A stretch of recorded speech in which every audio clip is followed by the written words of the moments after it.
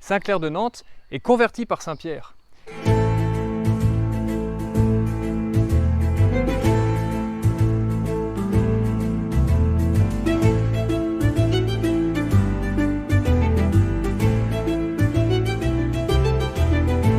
Nous allons nous mettre maintenant sur les traces de Saint-Clair. Nous partons de Pontmain, de cette chapelle, de l'Ermitage, et nous allons à Vitré, puis à Nantes, et ensuite dans toute la Bretagne pour retrouver toutes ces traces. Les chanoines de la cathédrale qui lisaient chaque année dans leur bréviaire toute l'histoire que nous sommes en train de raconter. Donc c'est, je trouve, une des preuves les plus importantes en faveur de l'historicité de ce Saint-Clair, premier évêque du 1er siècle. Nous nous trouvons ici en fait à Saint-Similien, dans cette primitive cathédrale Saint-Pierre pendant 5 siècles.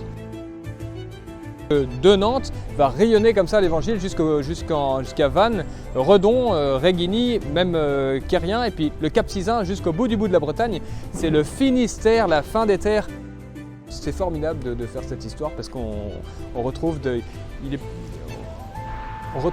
unanimité en fait d'évangélisation. Il n'y a pas de querelle de chapelle au 1er siècle.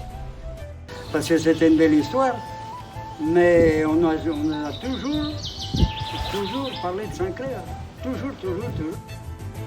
Et en premier lieu, il y a la pierre tombale qui, pendant 4 siècles, a conservé les restes de cet évêque de Nantes venu mourir à Réginy. Comme les pèlerins le faisaient jadis, prenaient de cette eau avec foi, et de nombreux aveugles ont été guéris ainsi. Oui, mais maintenant, c'est... Parce qu'on a découvert que l'équipe de foot de Réginy, continue encore. si, il continue.